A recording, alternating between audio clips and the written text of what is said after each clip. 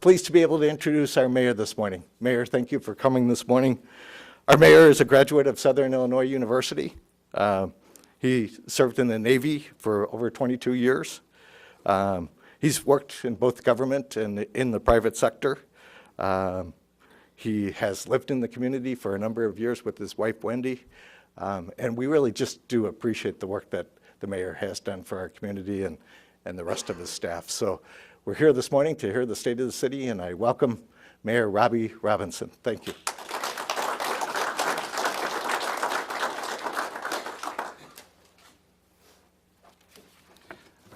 I promise I won't be as long as Obama was the other night.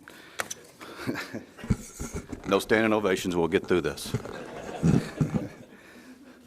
Good morning, and happy Valentine's Day to all of you. 4 years ago, I stood before you for the first time to talk about the state of our city.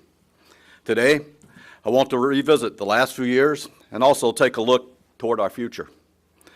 As we all know, our nation and state have endured many challenges and struggles over the last 4 years, from the economy, the ending of the wars overseas, unemployment, and many natural disasters. It has not been easy for many.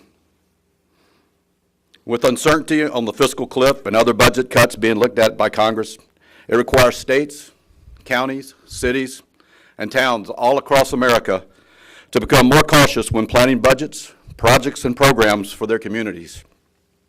Here in Cannon Falls, it's been no different. But by working together as a community, we've been able to get through these times without having to cut our services or raise the levy. When I first came to office in 2009, we were faced with drastic cuts in our LGA from the state. From 2008 through 2011, the city has seen $550,000 worth of cuts to our LGA, and if the current formula at the state does not change, we're looking at another $40,000 being cut in 2014. With that being said, the city staff has worked diligently to make cuts to the budget without having any major effects on city services. In 2010, the city was able to reduce the levy by 2%. We were able to maintain this decrease for 2011 and 2012. And for 2013, we were able to again lower the levy by 1.3%. Now, I know many of you business owners out there are saying, haven't seen my taxes go down. But that's because of the city's tax capacity, which is expected to rise 4% in 2013, based on residential property values decreasing by 15%. We're hoping that it has hit bottom, and we expect to see the city tax capacity rate stay flat and potentially decrease moving forward as property values stabilize, new commercial and industrial growth continues, and the city continues with control of our levy increases. While we have either lowered the levy or kept it flat since 2009, the city has undertaken many major projects.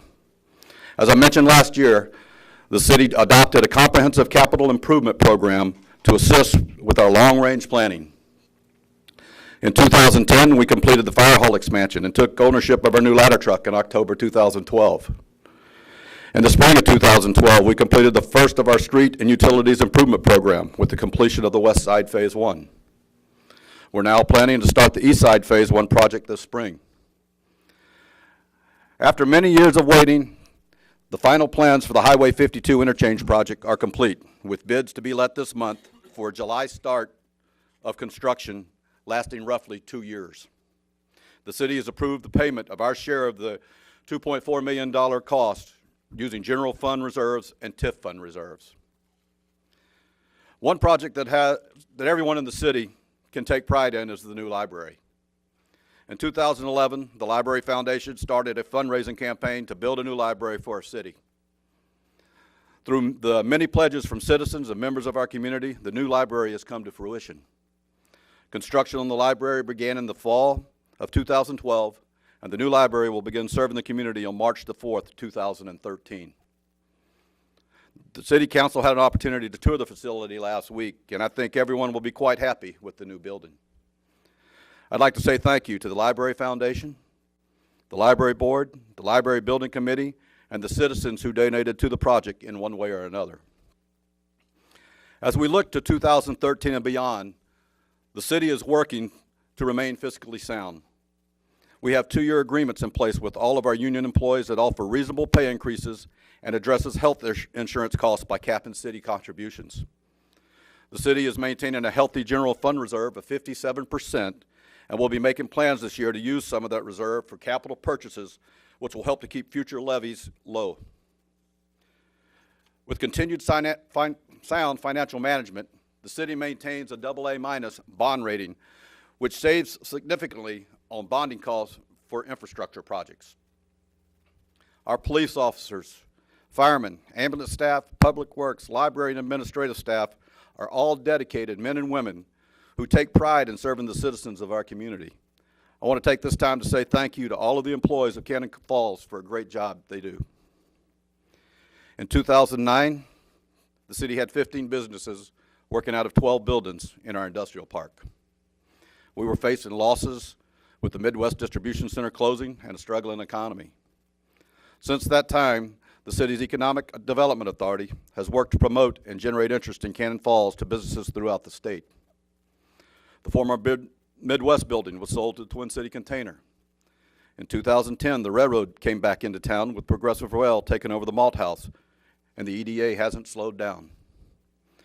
2012 saw Mike Lawrence complete his service as a member of the EDA and the appointment of Bob Banks as his successor. With the assistance of others, the EDA completed the sale of 18 acres of land to Lawrence Incorporated to facilitate expansion of the Lawrence meat facilities in partnership with Organic Valley Cooperative, completed the sale of approximately 8 acres of land to S&S Investment Properties, LLP, to accommodate the growth plans of Robinson Outdoor Products. They completed the sale of 45 acres of land to World Food Processing, LLC, providing them sufficient property to develop a corporate center in Minnesota for their international soybean business, and initiated a review and study of taxable land values established by the Goodhue County Assessor for properties located in the industrial park. Other projects in 2012 saw the EDA working with the owners of the Cadden Valley Winery to facilitate the purchase of the former Lee Chevrolet property at a sheriff's sale, and continue to work with the winery to accomplish further expansion of their business in downtown Cannon Falls. They assisted Jeff and Bobby Thomas with the financing, purchase, and renovation of a closed convenience store and the opening of the new Quick Stop.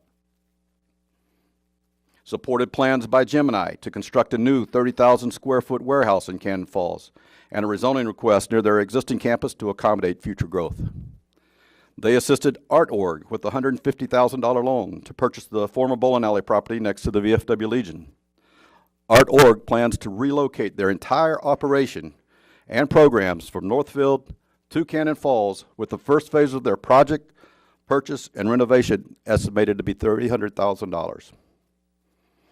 As you may have seen, Dr. Carl Mulliner and the Olmsted Medical Clinic have begun construction on their new medical facility, adjacent to the intersection of Highway 20 North and County Road 17. The EDA agreed to purchase property from Dr. Mulliner to facilitate construction of the access to the new medical building from Highway 20 and to create a new development site in close proximity to the clinic. With plans forging ahead and the anticipated start of construction of the new Cannon Falls Mayo Hospital later this year, the EDA is working with the Mayo Health System Cannon Falls to finalize plans for the redevelopment of the existing hospital site. The preliminary development plan proposes to reestablish residential land use in the neighborhood following the hospital's closure. In 2012, with various approvals by the EDA and City Council, we saw Strike Tool, Cannon Power Sports, Casey's General Store, Chuggers, and the Cannon Falls Agri Center begin and complete building projects. In cooperation with the Chamber of Commerce Board of Directors, the EDA is assisting with development and implementation of a business retention and expansion program for Cannon Falls. For 2013, the EDA prepared the 2013 work program with the following priorities. A, to continue to pursue and complete several priority tasks in the Cannon Falls Industrial Park, including a review of tax values as established by Goodhue County. B, to continue planning efforts in the South Highway 52 corridor relating to the new interchange and Mayo Hospital projects, including further work relating to the Southeast Campus Plan Unit Development District.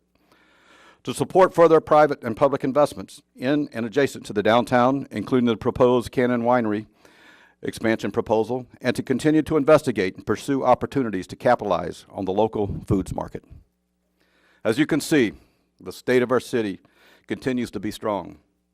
With the major projects planned to begin in 2013, diligent planning, and positioning ourselves for future projects, the city will continue to be fiscally responsible, looking out for the best interests of our citizens while providing the excellent services that continue to make Cannon Falls a great place to live and raise a family.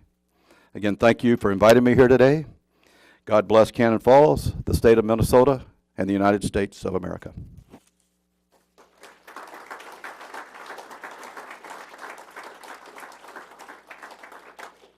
Any questions?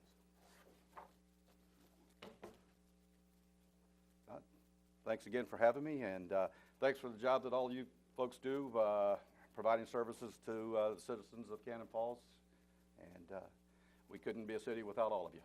So thank you. Thank you very much, Mayor.